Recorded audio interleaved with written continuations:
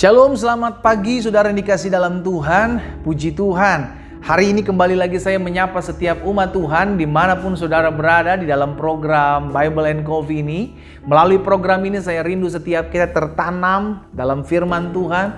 Melalui program ini saya juga rindu setiap kita terus dibekali oleh firman Tuhan, sehingga hidup kita tidak menjadi sama dengan dunia, karena ada benih firman yang tertanam di hati kita. Dan saya percaya benih firman itu akan bertumbuh dan berbuah. Dan akhirnya buah yang daripada benih firman dalam hati dan hidup kita akan dinikmati oleh banyak orang. Sehingga akhirnya melalui hidup kita, nama Tuhan Yesus yang dipuji dan dipermuliakan. Saudara dikasih dalam Tuhan, saya juga mengajak kembali setiap umat Tuhan untuk membagikan renungan singkat ini dalam program Bible and Coffee. Sehingga berkat yang kita terima setiap hari tidak hanya berhenti di kita, tapi kita juga membagikan buat orang-orang yang ada di sekeliling kita melalui sosial media kita, melalui WhatsApp grup kita, sehingga akhirnya banyak orang boleh turut juga menerima apa yang kita terima, boleh diberkati oleh apa yang selama ini kita sudah menerima berkat di dalamnya. Karena itu ayo bagikan kembali, sehingga akhirnya kita boleh menjadi perpanjangan tangan Tuhan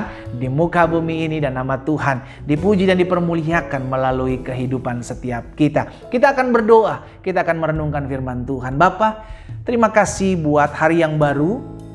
Kami mengucap syukur buat kasih setia Tuhan, buat anugerah Tuhan dalam hidup kami. Kami bersyukur karena pemeliharaan Tuhan nyata sempurna atas kami. Hari-hari yang kami lalui semua karena kasih Tuhan, karena kebaikan Tuhan. Karena itu kami mau rindu juga kembali untuk ditaburi, dibenahi, dibersihkan oleh kebenaran firman Tuhan. Sehingga Tuhan yang menyelidiki setiap hati kami, diubahkan hidup kami semakin hari semakin berkenan kepada Tuhan, karena firman-Mu lah yang membersihkan hidup kami.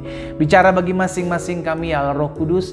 Kami buka hati kami sendingkan telinga kami untuk mendengarkan firman-Mu. Di dalam nama Tuhan Yesus Kristus kami berdoa. Haleluya.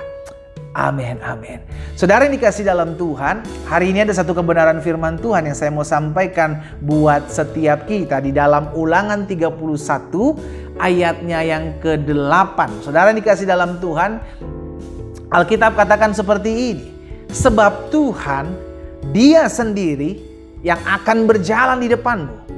Lihat saudara, Tuhan berjalan di depan kita. Lalu apa yang Dia lakukan? Dia sendiri akan menyertai engkau.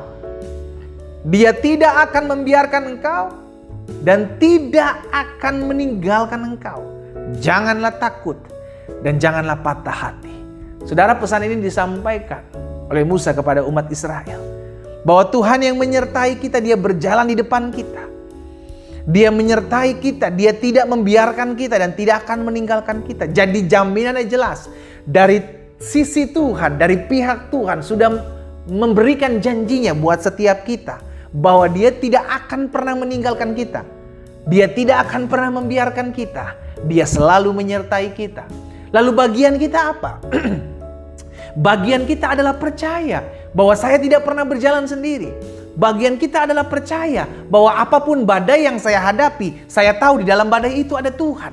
Apapun yang bagian saya yang saya harus percaya, apapun yang saya gumuli, saya percaya saya tidak pernah bergumul seorang diri, karena ada tangan Tuhan yang menyertai saya. Itulah bagian kita. Iya kan?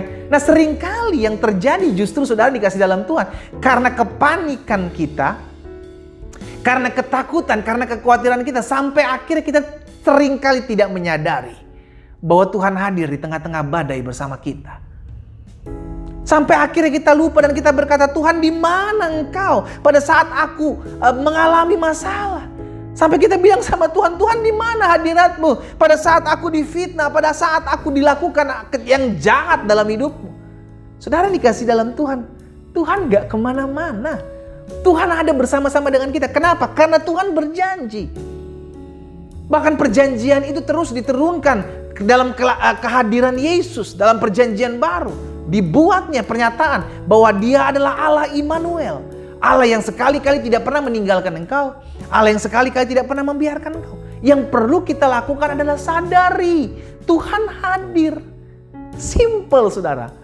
Kenapa kita seringkali tidak menyadari kehadiran Tuhan? Karena kita hanya terfokus sama badai, kita hanya terfokus kepada masalah. Suatu kali Murid-murid Yesus sedang digoncang oleh angin sakal di dalam perahu. Alkitab mencatat Yesus datang berjalan di atas air, saudaraku. Nah, kita lihat dalam Matius 14 ayat 25 dan 26. Perhatikan saudara. Kira-kira jam 3 malam, datanglah Yesus kepada mereka berjalan di atas air. Yesus datang kepada murid-muridnya yang saat itu sedang payah. Sedang mengalami gelombang, sedang mengalami badai. Di tengah-tengah badai itu Yesus datang. Di tengah badai itu Yesus hadir. Ayat 26 dong, saudara lihat. Ketika murid-murid yang melihat dia berjalan di atas air, mereka terkejut dan berseru. Apa dia bilang? Itu hantu. Lalu berteriak-teriak karena takut. Saudara perhatikan. Orang kalau udah cemas, orang kalau udah takut, orang kalau udah khawatir berlebihan, maka mereka tidak akan bisa merasakan kehadiran Tuhan. Ini yang Alkitab catat. Ini yang murid-muridnya alami. Pada saat gelombang besar, pada saat kecemasan, kekhawatiran, ketakutan menghampiri mereka, tiba-tiba mereka lihat ada orang berjalan di atas air. Mereka lupa bahwa mereka tidak pernah berjalan sendiri. Sampai akhirnya mengira Tuhan itu adalah hantu. Saudaraku, ini yang sering kali kita rasakan, bukan? Ini sering kali kita rasakan. Tatkala kita difitnah, tatkala kita dihianati, tatkala kita disakiti, saudara dikasih dalam Tuhan, kita lupa bahwa Tuhan tidak pernah meninggalkan kita sekalipun kita ada dalam masa-masa sukar. Sekalipun kita merasa kesusahan, kita merasa payah menghadapi masalah, kita merasa tidak pernah berjalan, kita merasa apapun juga yang kita lakukan selalu gagal, kita lupa bahwa Tuhan ada di dalam hidup kita. Sampai akhir kita bertanya, Tuhan di mana sih? Kok Tuhan tega meninggalkan saya? Tuhan di mana sih? Kok Tuhan tega nggak tolong saya? Kok Tuhan di mana sih? Mana bukti penyertaan Tuhan? Kita lupa bahwa yang Dia janjikan itu pasti yang akan digenapi. Apa yang Dia janjikan? Dia tidak pernah meninggalkan kita. Aku menyertai kamu sampai kepada kesudahan zaman. Berarti Dia tidak pergi pulang, saudaraku. Dia nggak izin pamit dulu. Sorry Glenn, gue izin dulu ya. Gue tinggalin dulu ya. Enggak, Dia ada. Seringkali yang salah itu kita karena kita selalu fokus kepada masalah kita. Sehingga kita lupa bahwa ada yang menenangkan badai. Kita fokus kepada badai kita sehingga kita lupa bahwa di tengah badai juga Yesus ada. Saudaraku, kalau hari-hari ini engkau merasa seorang diri berjalan menghadapi masalah. Kalau hari-hari ini engkau merasa bahwa engkau sedang ditinggalkan sahabatmu, keluargamu, kenalanmu, orang-orang dekatmu karena engkau punya masalah. Dan kau merasa bahwa Tuhan juga meninggalkan engkau. Sebagai hamba Allah hari ini saya mau mengingatkan Tuhan tidak pernah meninggalkan engkau. Karena Dia sudah berjanji. Dan apa yang Dia janjikan pasti Dia akan tepati. Dia berjanji aku sekali-kali tidak meninggalkan engkau. Aku sekali-kali tidak membiarkan engkau. Dia berjanji apapun badai yang kau jalani aku bersama-sama dengan engkau. Dia berjanji sekalipun kau melalui air, engkau tidak akan dibiarkannya terhanyut.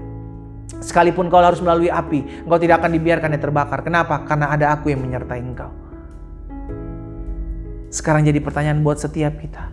Maukah kita menyadari bahwa Tuhan hadir di tengah-tengah masalah kita? Maukah kita menyadari bahwa Tuhan hadir di tengah-tengah pergumulan kekecewaan kita tatkala kita difitnah? Tuhan ada. Saudara dikasih dalam Tuhan, Tuhan tidak pernah meninggalkan kita. Hanya seringkali kita tertutupi oleh masalah, tertutupi oleh badai yang ada di hadapan kita. Sehingga kita tidak lagi bisa melihat dan merasakan kehadiran Tuhan. Karena yang ada hanyalah ketakutan, yang ada hanyalah kekhawatiran, yang ada hanyalah kecemasan, yang ada hanyalah kekecewaan. Sampai kita lupa bahwa Tuhan hadir dalam setiap aspek kehidupan saya. Kalau hari ini engkau sedang merasa kehilangan pribadi atau sosok Tuhan yang kau rasakan dalam keseharian hidupmu, saya mau ngajak engkau berdoa. Taruh tangan kananmu di dada. Bapa, hamba berdoa buat setiap umat Tuhan yang hari-hari ini merasa permasalahannya lebih besar daripada hadirat Tuhan. Sampai-sampai mereka tidak lagi merasakan pertolongan Tuhan. Sampai-sampai mereka tidak lagi merasakan hadirat Tuhan melingkupi hidup mereka. Hamba berdoa di dalam nama Yesus. Biar setiap mereka yang pagi hari ini maupun sepanjang hari ini mengambil waktu merenungkan firman Tuhan, kami disadarkan bahwa Tuhan tidak pernah mengingkari apa yang Tuhan janjikan. Tuhan tidak pernah lalai menepati apa yang Tuhan janjikan. Dan Kau berjanji Tuhan, Kau tidak pernah meninggalkan kami seorang diri. Hanya seringkali badai hidup kami, seringkali kekecewaan hati kami, yang membuat kami tidak bisa melihat dan merasakan kehadiran Tuhan. Ampuni kami ya Tuhan. Hamba berdoa buat setiap umat Tuhan, agar setiap mereka kembali merasakan hadirat Tuhan, agar setiap mereka kembali menyadari bahwa Tuhan tidak pernah pergi meninggalkan mereka. Di dalam nama Yesus, hamba berdoa dan hamba ucapkan berkat. Haleluya. Amin, amin. Puji Tuhan. Mari kita nikmati saudara kopi kita yang kasih dalam Tuhan. Haleluya. Tuhan tidak pernah pergi meninggalkan kita. Tuhan selalu ada. Jangan sampai engkau membuat masalahmu lebih besar daripada hadirat Tuhan. Jangan sampai engkau menutupi hadirat Tuhan dengan badai hidupmu. Tapi buatlah sebaliknya. Tutup badaimu. Tutup permasalahanmu dengan hadirat dan kebesaran Tuhan atas hidupmu. Tuhan Yesus memberkati setiap kita.